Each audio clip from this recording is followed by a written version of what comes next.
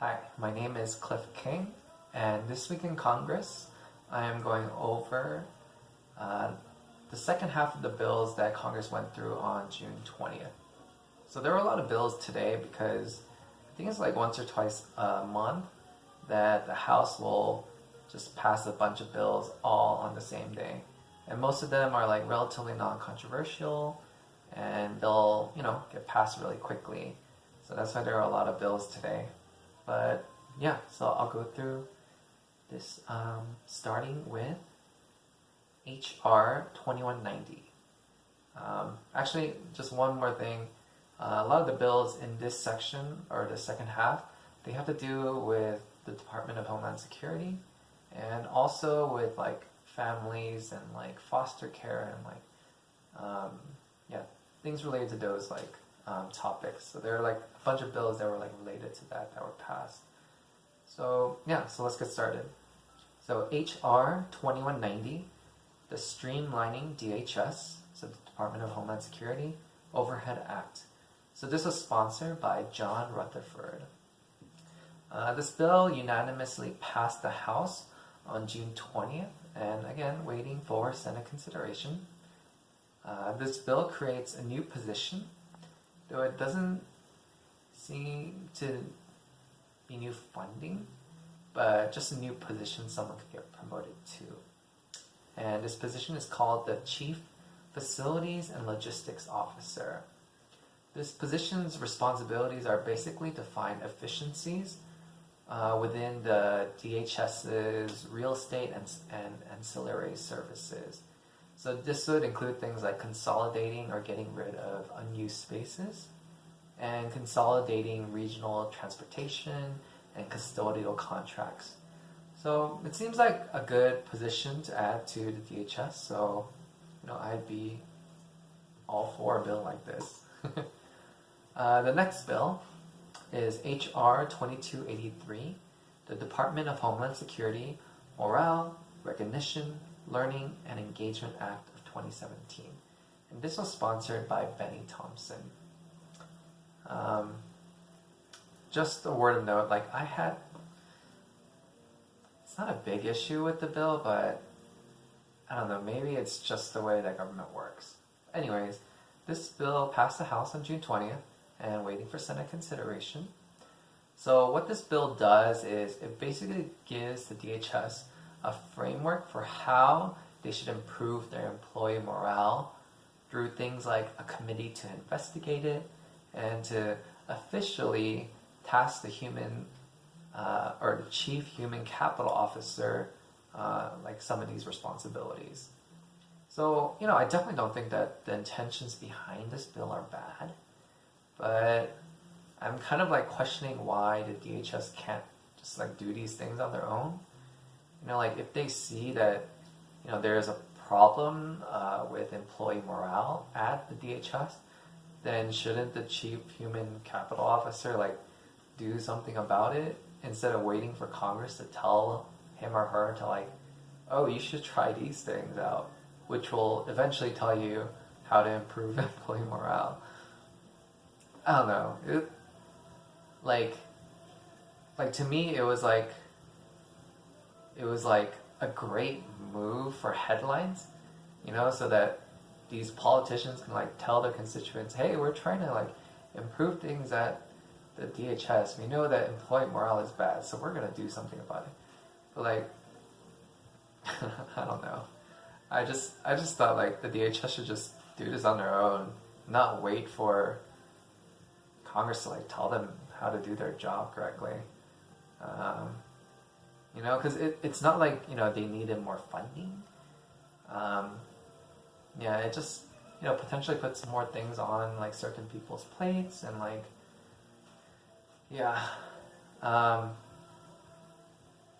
mean there's some similarities with the previous bill, but I felt that was a new position that they felt should be required or that should be instituted.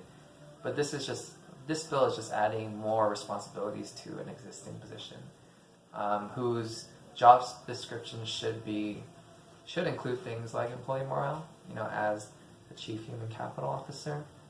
So, yeah. So it just seemed like a little bit too much like micromanage for me, with just like a good like political, backdrop that they can share with their constituents. But yeah, not a biggie, but I don't know, it just kind of peeved me. But yeah, next bill. HR 2742, Modernizing the Interstate Placement of Children in Foster Care Act. Actually, no, I accidentally skipped one. Let me go back to this. Sorry. So this one is HR 2484, the Women, Peace, and Security Act of 2017. And this was sponsored by Kristi Noem. And this bill was passed in the House on June 20th and is again waiting for Senate consideration. There is a companion bill in the Senate as well, Senate Bill 1141. So what this bill does is it directs departments within the executive branch, like the Department of State, Department of Defense, or Department of Homeland Security, among others, to come up with an actionable plan to encourage participation of women in peace negotiations and conflict prevention globally. So this bill comes about because there's pretty convincing evidence, and in a sense it does seem like common sense with this diversity movement and things like that, or the benefits of it. That if the people, or they put it this way, if the people who are negotiating reflects the makeup of the population of the country, because a country isn't all male, then it's more likely that conflict resolution will address the actual needs of that country, the whole country. It sounds like a good piece of legislation. It would be a good thing to encourage, and Congress has been trying to pass this for over 4 years. So I'm hoping it's something that could get passed so that the U.S. can, tell our allies, hey, this is like one of our priorities. So yeah, sounds good to me. So the next bill, HR 2742, Modernizing the Interstate Placement of Children in Foster Care Act. And this was sponsored by Jackie Walorski. So this bill was passed by the House on June 20th and waiting for consideration from the Senate.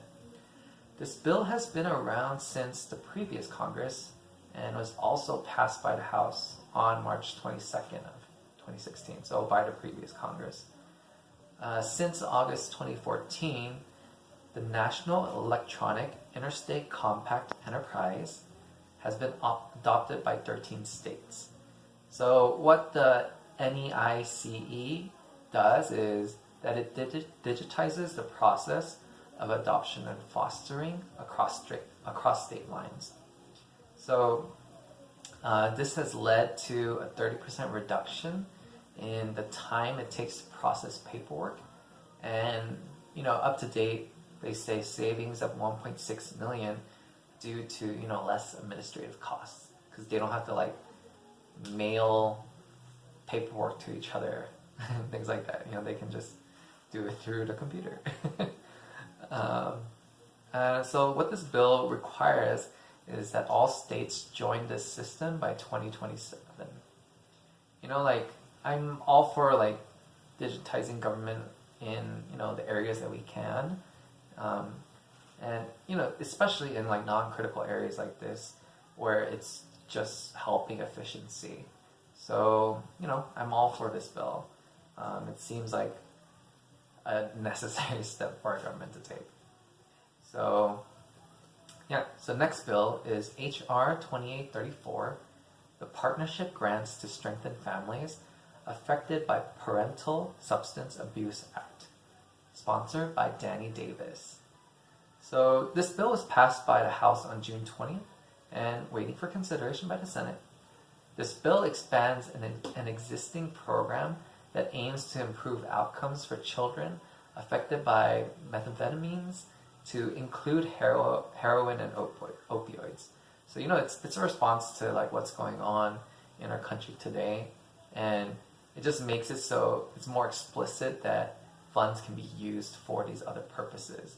Because previously it was just meth plus other substances, but now they're saying meth and heroin and opioids and other substances. So it's just stated a little bit more explicitly, and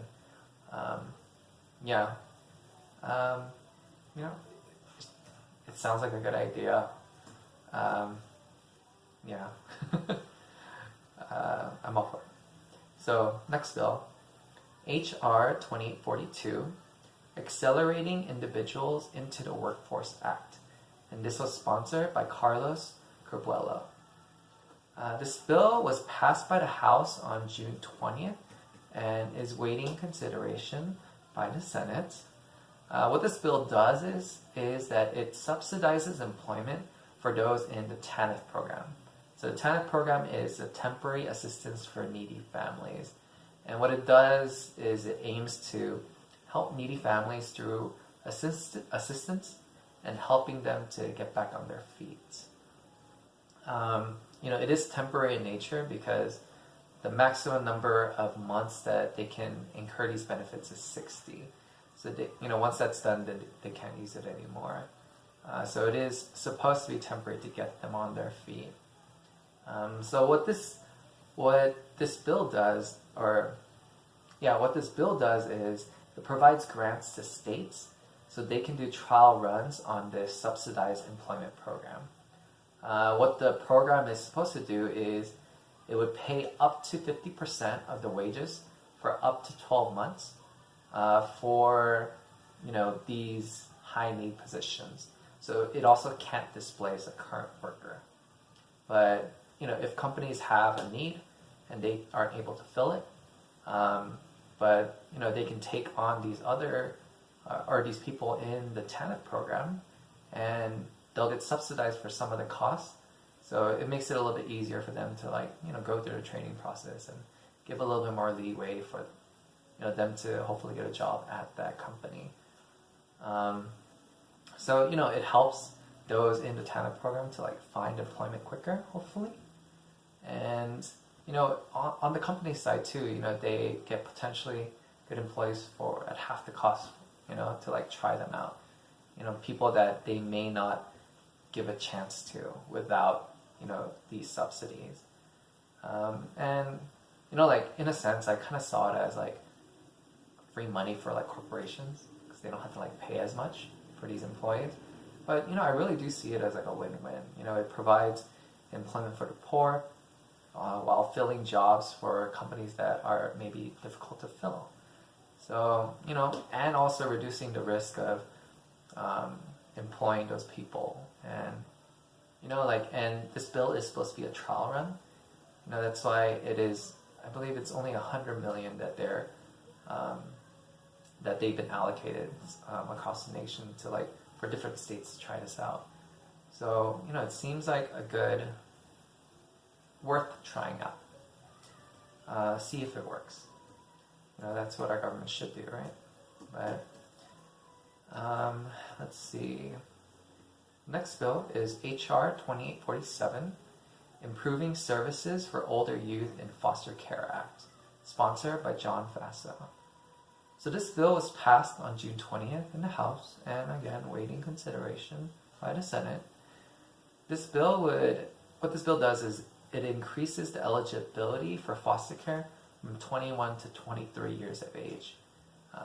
Giving those who grew up without families a better chance to achieve independence through the programs available in the foster care program. I feel like this is a good bill. It's in a sense it's a response to the ever larger numbers of youth unemployment, the necessity for higher qualifications for jobs, and so it seems like a good response to what's happening in our country today. So I'd kind of be all for it. Next bill is HR 2857, Supporting Families in Substance Abuse Treatment Act, sponsored by Christy Nome. So this bill was passed by the Senate on the 20th and waiting consideration by the Senate. This bill kind of presents an interesting idea. It would allow for money that would normally be spent by the state on foster care and allows it to be used in these family-based treatment facilities for substance abuse. So like if a parent needs to, enter a substance abuse facility, that's when they may get their kids taken from them and put into foster care. So what this does is it allows them to go in together, so that the kids could stay with their parents while they're going through treatment. I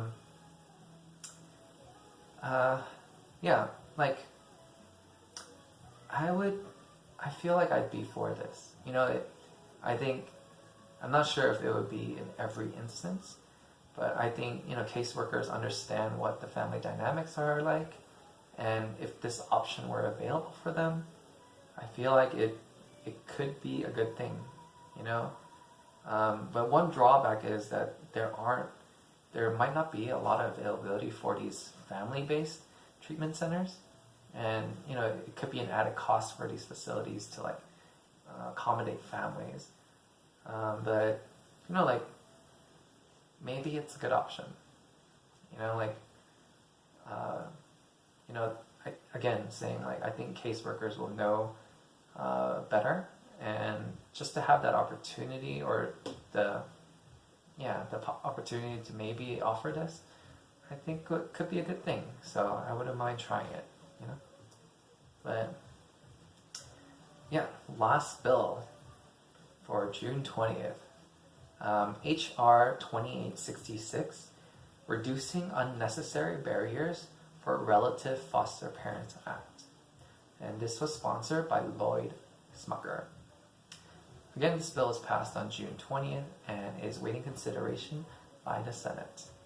What this bill does is it directs the Department of Health and Human Services to figure out what a model national licensing standard would look like by October 2018. I should explain something else. So this is a model national licensing standard to allow relatives to become foster parents. To standardize that process, because what people were saying was, with foster care, sometimes there's a requirement that the foster kid has their own bedroom or their own private space.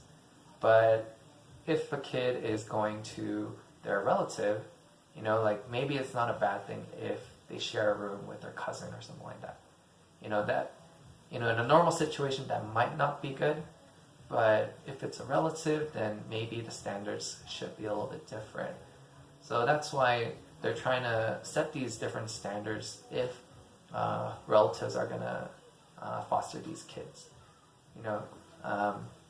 So it requires the Department of Health and Human Services to come up with those standards by October of 2018, and then it would require the states to either adopt or explain why they're not going to adopt by April of 2019. So it seems like the research seems to be saying that if kids stay with relatives, it's usually a better result at the end of the day. I think again this is probably a good option to have. So I'd kind of be for it, but we'll see.